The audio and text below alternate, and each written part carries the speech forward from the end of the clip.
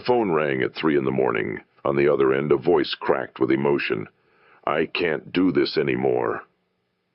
That call changed everything I understood about weakness and strength. You see, it wasn't from someone who had given up. It was from someone who had finally decided to fight back. Weakness isn't what you think it is. It's not the trembling in your legs when you stand to speak. It's not the doubt that whispers in your ear when you're about to take a chance. No. Weakness is the voice that convinces you to listen to those whispers. Weakness is the disease that tells you to stay comfortable, to play it safe, to settle for less than what you're capable of achieving. Every morning, millions wake up carrying this disease. They've learned to live with it, to accommodate it, to make excuses for it. They say things like, "That's just how I am," or "I'm not cut out for success," or "Some people are born lucky." These aren't statements of fact. They're symptoms of a disease that's eating away at their potential, their dreams, their very essence of being. You're sitting here right now, and I know some of you are nodding. You recognize these thoughts because they've visited you, too. Perhaps they're with you right now, telling you that what I'm saying doesn't apply to you, that your situation is different, that your limitations are real. But let me tell you something profound. Every single person who ever achieved anything meaningful first had to kill the weakness within them. Consider the story of a young boy who grew up in the poorest neighborhood of his city. His father had abandoned the family, leaving his mother to raise 5 children on a cleaning lady's salary. This boy had every excuse to fail, every reason to give in to weakness. His teachers had written him off. His neighbors had predicted he'd end up in trouble. Even his own relatives whispered that he was destined for nothing. But something remarkable happened. One day, while scrubbing floors alongside his mother during summer break, he watched her hands cracked and bleeding from harsh cleaning chemicals. In that moment, he made a decision. He looked at those hands and said to himself, "This ends with me." Not next week, not when conditions were better, not when he had more support. Right there on his knees on someone else's floor, he declared war on weakness. What happened next wasn't a miracle. It wasn't luck. It wasn't even particularly spectacular to watch. Day after day, he got up at 4:30 a.m. to study before school. Night after night, he worked at a local store until closing. While his friends played, he learned. While others complained about circumstances, he created new ones. He killed every excuse, every justification, every comfortable lie that weakness whispered in his ear. That's what I mean when I say weakness is a disease. It's not just about physical limitations or circumstances. It's about the stories we tell ourselves. It's about the comfortable lies we accept. It's about the potential we leave untapped because we're too afraid, too comfortable, or too convinced of our own limitations.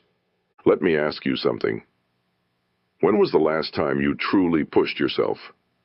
Not just a little effort, not just enough to say you tried, but really pushed to your absolute limit. When was the last time you felt genuine discomfort in pursuit of growth?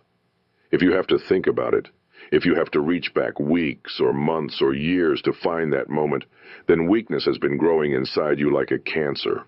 The disease of weakness has particular symptoms. You can spot them if you're honest with yourself. Do you find yourself saying, "I'll start tomorrow," more often than "I'll start right now"? Do you spend more time explaining why you can't do something than trying to figure out how you can? Do you look at successful people and think they're just different rather than, "What can I learn from them?" These symptoms aren't your identity. They're not who you are. They're manifestations of a disease that's trying to keep you small, safe, and stagnant. But here's the truth that every successful person has discovered.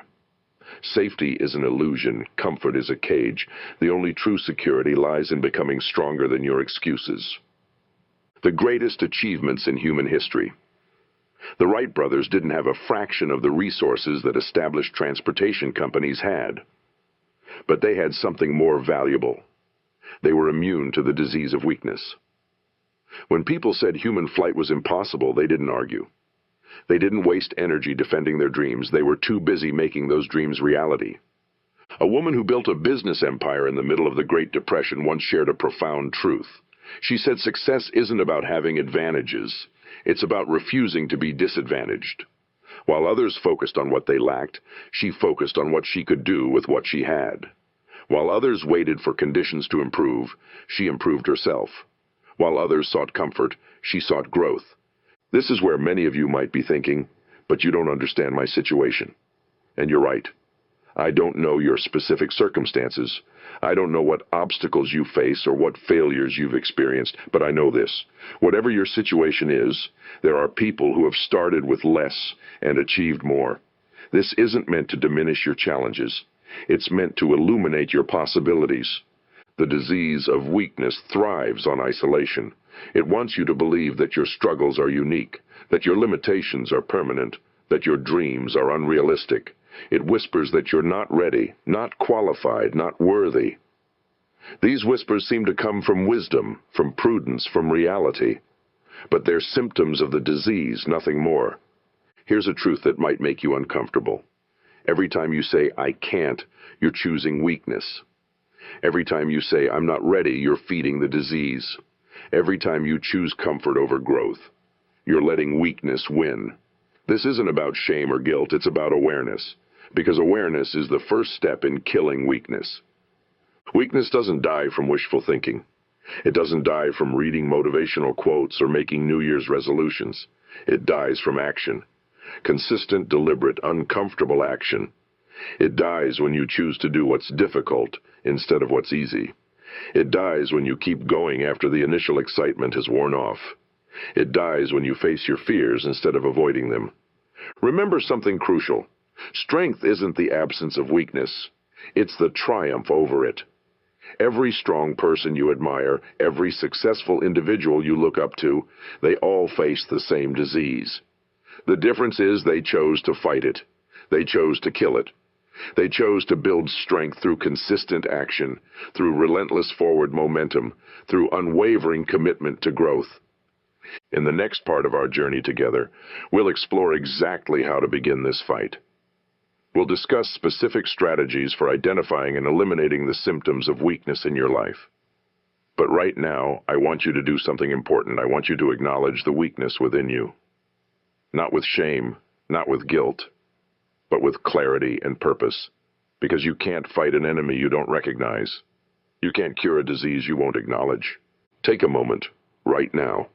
Feel the weight of every excuse you've ever made. Feel the burden of every dream you've postponed. Feel the pressure of every potential you've left untapped. That weight, that burden, that pressure, that's not your identity. That's the disease. And starting right now, we're going to kill it. What happens in the mind of someone who's ready to kill weakness? Let me tell you about a moment that transformed my understanding forever.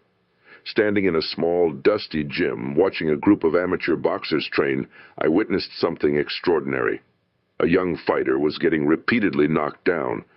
But what caught my attention wasn't the falling, it was what happened after each fall. While his opponents celebrated, this fighter had developed a ritual.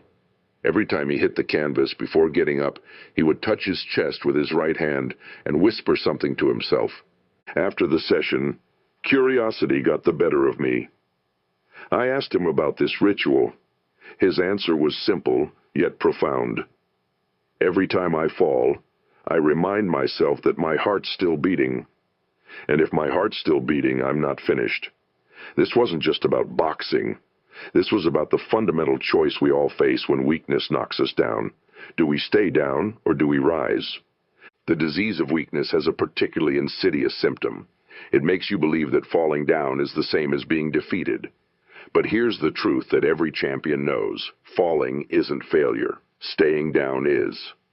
The moment you accept falling as final, weakness wins. The moment you decide to rise again, weakness begins to die. The lies weakness tells you. You've tried before and failed. People will laugh at you. It's too late to start. You don't have what it takes. These thoughts feel like your own, don't they? They feel like wisdom, like self-protection, like reality. But they're not. They're symptoms of the disease, and like any disease, they can be diagnosed, treated, and eliminated. Let me share something with you about human potential that might shock you. Scientists once believed that the human body could not run a mile in less than 4 minutes. This wasn't just an opinion, it was considered a scientific fact. Medical experts claimed that the human heart would explode from the effort. For years, Athletes approached that 4-minute barrier and failed. The barrier became psychological as much as physical. Then something remarkable happened. One man decided that this fact was just another symptom of weakness. He trained not just his body, but his mind. He refused to accept the limitation. And when he broke that barrier, something even more extraordinary happened. Within just 3 years, 16 other runners also broke the 4-minute mile. The barrier wasn't physical, it was psychological. It was weakness masquerading as fact. This is why weakness is so dangerous. It doesn't just limit what you do, it limits what you believe is possible. And once you accept a limitation as fact, you stop trying to overcome it. You build your life around it, you make peace with it. That's how weakness wins. But let's talk about how weakness dies. It dies through small daily decisions. It dies when you choose discomfort over comfort. When you choose growth over safety, when you choose action over excuses. Every time you make one of these choices, you're administering medicine to the disease of weakness. Consider this right now. In this room, there are 2 types of people. There are those who will leave here today and say that was inspiring, and then return to their comfortable routines. And there are those who will leave here and say, that's it, no more. Which one are you? The answer to that question will determine everything that follows. The disease of weakness has another symptom. It makes you believe that transformation requires some grand, dramatic moment. But that's another lie. Transformation happens in the quiet moments when no one's watching. It happens when you choose to read a book instead of watching television. It happens when you choose to save money instead of spending it mindlessly. It happens when you choose to face a difficult conversation instead of avoiding it. Let me tell you about a janitor I once knew. Every day he would clean the halls of a prestigious university. But he did something extraordinary. He would listen to educational recordings while he worked. For 8 hours a day, while pushing his broom, he was learning economics, history, philosophy, science. His colleagues laughed at him. "What's the point?" they asked. "You're just a janitor." 5 years later, he had earned his degree through night classes. 10 years later, he was teaching at that same university. When asked about his transformation, he said something profound. "I never decided to change my life. I just decided each day to feed my mind instead of my weakness." This is how you kill weakness. Not through grand gestures, but through daily choices. Every day, weakness will present you with opportunities to give up, to stay comfortable, to accept limitations. And every day you must make a choice. Will you feed the weakness, or will you starve it? Here's another truth about weakness. It loves company. It will try to surround you with people who reinforce its message. People who say things like, "Be realistic," or "Don't get your hopes up," or "That's not for people like us." These people aren't your enemies. They're victims of the same disease. But if you want to kill weakness, you must be willing to disappoint these people. The conversations you have with yourself, the internal dialogue that runs through your mind when you face a challenge. That voice that says, "I'm too tired," or "I'm not ready," or "I'll do it tomorrow." That's not your voice. That's the voice of weakness. And like any voice, it can be silenced, not through positive thinking, but through positive action. The treatment for weakness is simple, but it's not easy. It begins with a decision to stop accepting excuses from yourself, a decision to stop negotiating with weakness, a decision to stop waiting for perfect conditions. Because here's another truth. Perfect conditions don't create strength. Overcoming imperfect conditions does. Let me share something about success that you might not have considered. Success isn't just about what you achieve. It's about what you're willing to endure. Anyone can dream about success. Anyone can talk about success. But only those who are willing to endure the discomfort of growth, the pain of discipline, and the uncertainty of change will actually achieve it. The greatest achievement in your life so far, something you're truly proud of.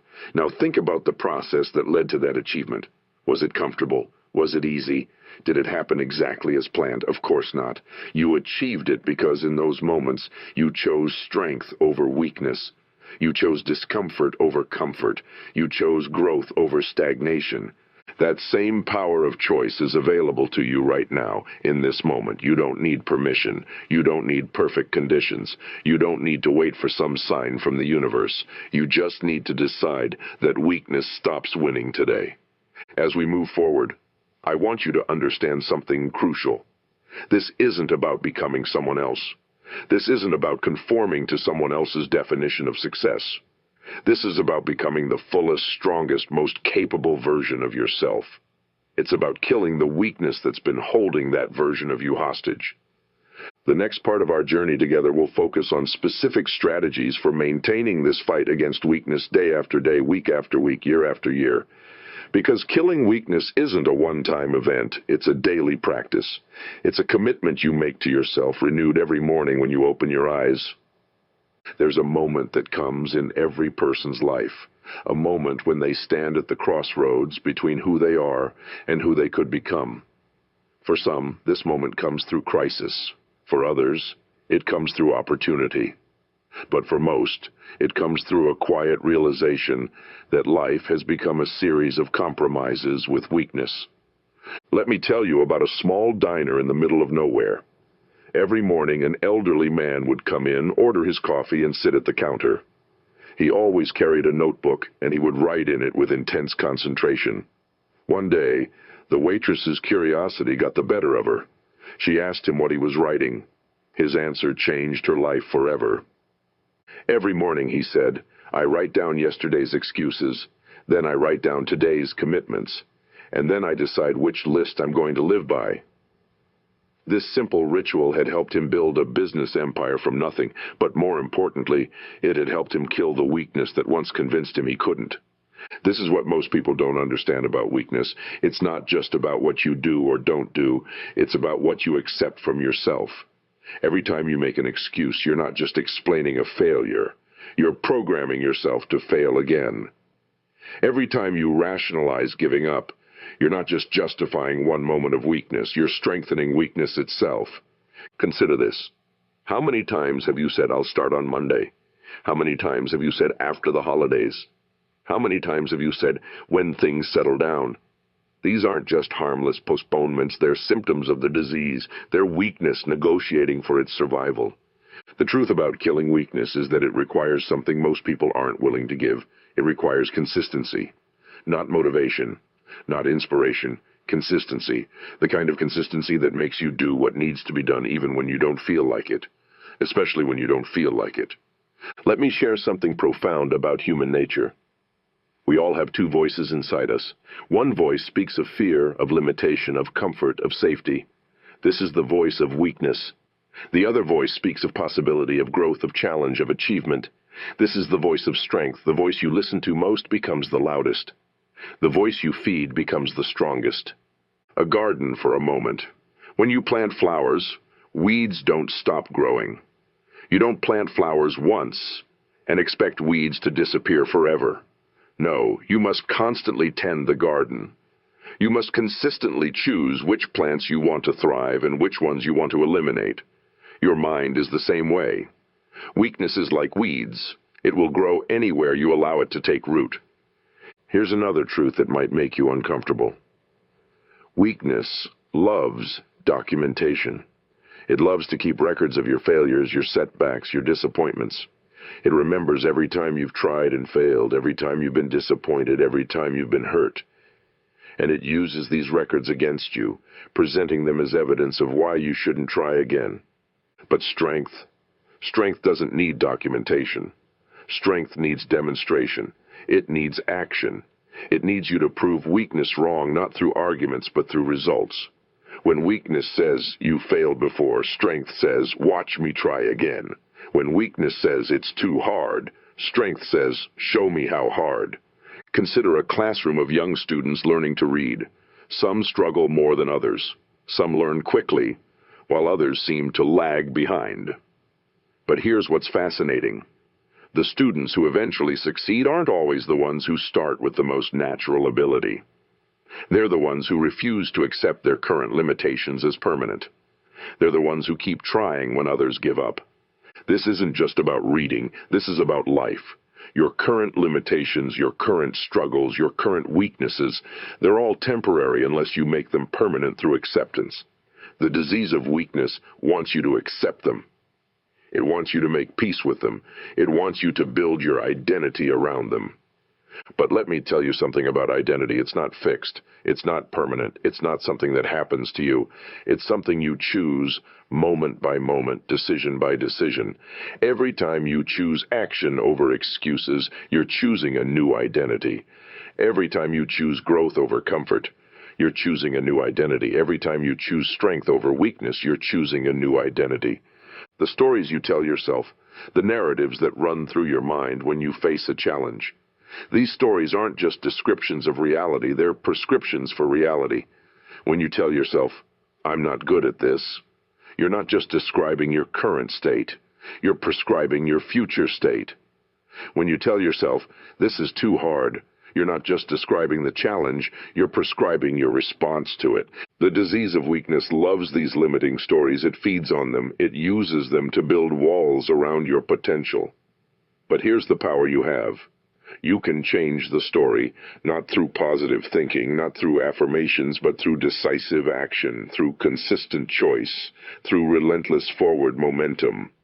Let me share something about momentum that most people don't understand. Momentum isn't about speed, it's about direction. It's about making consistent progress, no matter how small, in the direction of your goals. Weakness wants you to believe that if you can't make dramatic progress, you shouldn't make any progress at all. This is another lie. Consider water in a river. It doesn't question its path. It doesn't stop when it meets an obstacle. It doesn't complain about the rocks in its way. It simply finds a path around, over, or through. Sometimes the progress is dramatic, like a waterfall. Sometimes it's subtle, like a gentle stream, but it never stops moving forward. This is how you kill weakness, through constant forward motion, through consistent action, through daily choices that align with strength rather than weakness. You don't have to make dramatic changes all at once. You don't have to transform your entire life in a day. You just have to make better choices consistently over time. The disease of weakness has one more symptom we need to discuss. It makes you believe that comfort is a friend and discomfort is an enemy. But here's the truth. Comfort is where dreams go to die. Discomfort is where dreams go to thrive. Every significant achievement, every meaningful growth, every lasting change comes through discomfort. As we move into the next phase of our discussion, I want you to remember something crucial. The fight against weakness isn't about becoming invincible. It's about becoming unstoppable. It's not about never feeling fear. It's about acting despite fear. It's not about never facing doubt. It's about moving forward despite doubt. It's not about never experiencing weakness. It's about refusing to let weakness win. Have you ever watched a master craftsman at work? There's something mesmerizing about the way they handle their tools, the precision of their movements, the confidence in their actions. But here's what most people miss. That mastery didn't come from talent.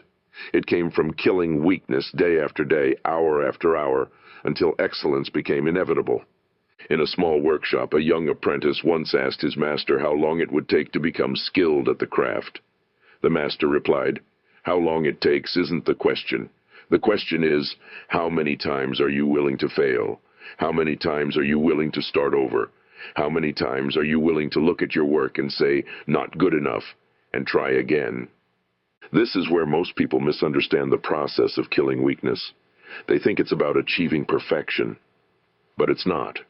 It's about pursuing excellence even when perfection seems impossible. It's about choosing growth even when the path is unclear. It's about moving forward even when the destination seems distant. Let me tell you about a study that reveals something profound about human potential. Researchers worked with two groups of students. Both groups were given the same tasks to complete. But one group was told that intelligence is fixed. You either have it or you don't. The other group was told that intelligence grows through effort. The more you work, the smarter you become. The results were staggering. The students who believed intelligence was fixed gave up quickly when faced with challenging problems. They saw difficulty as proof of their limitations. But the students who believed in growth through effort persisted longer, tried different strategies, and ultimately performed better. The only difference was their belief about the nature of their own potential. This is what weakness does. It convinces you that your current limitations are permanent. It tells you that your struggles are proof of your inadequacy rather than opportunities for growth. It whispers that effort is futile because some people are just naturally better. These aren't just thoughts, they're chains, and every time you accept them, you're allowing weakness to tighten its grip. Consider the simple act of learning to walk. Every child falls hundreds of times before taking their first confident steps. But here's what's fascinating. No child ever concludes walking isn't for me, or maybe I'm just not cut out for this walking thing. They persist because they haven't yet learned to accept limitation. They haven't yet been infected by the disease of weakness. When did we lose that persistence? When did we start accepting our limitations as permanent? When did we begin negotiating with weakness instead of fighting it? These aren't just rhetorical questions. The answers lie in the moments when we chose comfort over growth, safety over possibility, excuses over action. Let me share something about comfort that might change how you see it forever. Comfort isn't neutral, it's negative. Every time you choose comfort over growth, you're not just staying the same, you're getting weaker. Every time you choose the easy path over the challenging one, you're not just avoiding difficulty, you're strengthening weakness. Your muscles, for a moment, when you don't use them, they don't stay the same, they atrophy. They become weaker. Your potential works the same way. When you don't challenge it, when you don't push its boundaries, it doesn't maintain. It diminishes. This is how weakness wins, not through sudden defeat, but through gradual surrender. But here's the good news. Just as weakness can be strengthened through surrender, it can be weakened through resistance. Every time you push past comfort, every time you choose the challenging path, every time you face your fears instead of avoiding them, you're not just building strength, you're killing weakness. Consider a simple truth about human nature. We become what we repeatedly do. If we repeatedly give in to weakness, we become weak. If we repeatedly choose strength, we become strong. It's not more complicated than that. The complexity comes not in understanding this truth, but in living it day after day, choice after choice, moment after moment. Let me tell you about a tradition in certain ancient warrior cultures. When young warriors began their training, they were given 2 wolves to raise. One wolf represented weakness, fear, doubt, laziness, surrender. The other represented strength, courage, perseverance, discipline, growth. The young warriors were taught that these wolves would battle within them for the rest of their lives. When they asked which wolf would win, the answer was simple: the one you feed. This isn't just an ancient parable, it's a blueprint for killing weakness.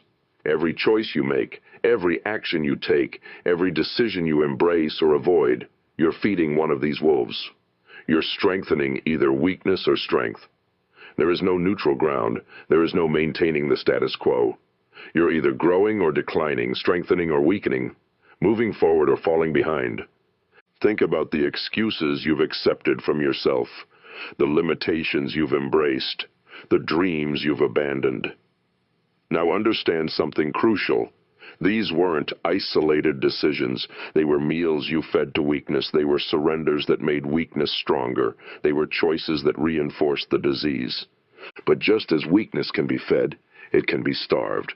Every time you reject an excuse, you're starving weakness. Every time you push past comfort, you're starving weakness. Every time you choose growth over safety, you're starving weakness. This is how the disease dies. Not through a single decisive battle, but through a sustained campaign of right choices. The disease of weakness has one final symptom we need to discuss. It makes you believe that small choices don't matter. It convinces you that skipping one workout, avoiding one challenge, making one excuse won't make a difference. But here's the truth. Every choice matters because every choice shapes your character. Every decision reinforces either weakness or strength. Consider a master sculptor working with marble. Each chip of the chisel, each careful stroke, each intentional action reveals the masterpiece within the stone. Your life is the marble. Your choices are the chisel. Every decision either reveals the masterpiece of your potential or leaves it trapped within the stone of weakness. As we approach the final phase of our discussion, I want you to understand something fundamental. The path to killing weakness isn't a straight line. It's not a perfect progression. There will be setbacks, there will be struggles, there will be moments when weakness seems to be winning. But remember, temporary defeat isn't permanent failure unless you allow it to be. In the quiet moments before dawn, when the world sleeps and your dreams whisper of possibility, weakness makes its final stand. It shows you all the times you've failed, all the dreams you've abandoned, all the limitations you've accepted. It presents its most compelling case for surrender. And in that moment, you face the most important choice of all. Will you listen to the voice of weakness one more time, or will you finally silence it forever? Let me tell you about a moment that reveals everything about the battle between strength and weakness. In a small desert town, a group of miners became trapped underground after a cave-in.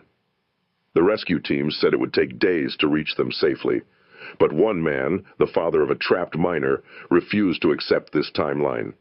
He started digging with his bare hands. Others tried to stop him, telling him he would cause another cave-in. His response was simple: "Then I'll dig through that too." Hour after hour he dug. His hands bled, his muscles screamed. Every expert told him to stop. Every rational voice said it was futile. But he kept digging, and something remarkable happened. Others joined him, not with heavy machinery, but with their bare hands. Together they did what the experts said was impossible. They reached the miners in hours, not days. This isn't just a story about rescue, it's a story about the death of weakness. Because in those crucial moments, weakness presented every rational argument for giving up. It spoke through the voices of experts. It showed itself in the pain of bleeding hands and exhausted muscles. It offered every justification for surrender. But something stronger emerged, something that refused to accept limitation, refused to embrace helplessness, refused to surrender to the comfortable certainty of defeat. Your own life right now. Think about the dreams you put on hold, the potential you've left untapped, the strength you've left unclaimed. Weakness has been patient with you. It has allowed you to maintain the illusion of progress while keeping you safely within the borders of comfort. It has let you talk about change without requiring you to change. It has permitted you to dream about strength without demanding that you become strong. But that ends today, not tomorrow, not next week, not when conditions are perfect. Today, because you've already waited too long, you've already surrendered too much. You've already allowed weakness to claim too many victories. The time for negotiation is over. The time for excuses is past. The time for weakness to die has come. Let me share something about transformation that few understand. It happens in an instant. Not the physical changes. Those take time. Not the visible results. Those require patience. But the decision to change, the moment when weakness loses its power, the instant when excuses no longer work, that happens in a single moment of clarity and conviction. Consider a ship at sea. For years it might follow the same course, guided by the same stars, bound by the same limitations. But in one moment, with one turn of the wheel, everything changes. The destination changes, the journey changes, the future changes. Your life is that ship, and this is your moment to turn the wheel.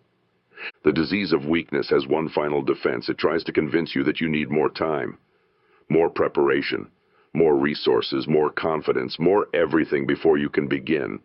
But this too is a lie. You don't need more of anything to start. You just need to start. Because starting is how you develop everything else you think you need. The most basic choice you face every morning, the choice to rise or to remain in bed. In that simple moment, weakness presents its arguments. It shows you all the reasons to stay comfortable. It reminds you how tired you are. It tells you that a few more minutes won't matter. And in that simple choice, you either feed weakness or begin to kill it. Let me tell you about power that lives in small choices. A recovering alcoholic once shared his secret for staying sober. He said, "I don't fight the urge to drink for the rest of my life. I fight it for the next 5 minutes, and when those 5 minutes are up, I fight it for another 5. That's how you win, 5 minutes at a time." This isn't just about addiction. It's about any battle against weakness. Your battle against weakness isn't won through grand gestures or dramatic declarations. It's won in moments so small they seem insignificant. It's won when you choose to do one more repetition when your muscles are screaming to stop. It's one when you choose to face a difficult conversation instead of avoiding it. It's one when you choose to save money instead of spending it mindlessly. These moments seem small, but they're not. They're everything. Consider the difference between who you are now and who you could become. That difference isn't measured in years or miles, it's measured in choices. Every time you choose strength over weakness, you close that gap. Every time you choose growth over comfort, you close that gap. Every time you choose action over excuses, you close that gap. The distance isn't as great as weakness wants you to believe. This is what weakness doesn't want you to know. Your potential isn't determined by your past. Your future isn't limited by your present. Your strength isn't measured by your struggles. These are all lies that weakness tells to maintain its power. But that power only exists if you believe it. The moment you stop believing, weakness begins to die. As we reach this final moment together, I want you to understand something crucial. This isn't the end. This isn't even the beginning of the end. This is simply the end of accepting weakness as a permanent resident in your life. From this moment forward, every excuse must earn its place. Every limitation must prove its reality. Every surrender must justify its necessity. The choice before you now is simple but profound. Will you leave here today with weakness intact, or will you begin its execution? Will you continue to negotiate with the disease that's stealing your potential, or will you finally sentence it to death? Will you keep feeding the wolf of weakness, or will you finally starve it into extinction? Remember the phone call I mentioned at the beginning, that 3 a.m. moment of crisis? The voice that said, "I can't do this anymore," wasn't surrendering to weakness. It was surrendering the pretense that weakness could be negotiated with. It was the moment when accepting limitation became more painful than facing the discomfort of growth. That's the real secret about killing weakness. It doesn't happen when you're ready. It happens when you're finally tired of being weak. It happens when the pain of staying the same becomes greater than the pain of change. It happens when excuses lose their power to comfort you. It happens when limitation loses its power to define you. Your moment is now. Not because you're ready, not because conditions are perfect, not because the path is clear. Your moment is now because you're still breathing, still thinking, still capable of choice. And as long as those things are true, weakness can be killed. The disease ends here. The excuses end here. The limitations end here. Not because someone gave you permission, but because you finally decided to stop asking for it. Not because the path became easy, but because you finally decided to stop requiring that it be easy. Not because weakness lost its power, but because you finally decided to stop giving it power. The time has come. The choice is yours. The weakness dies today.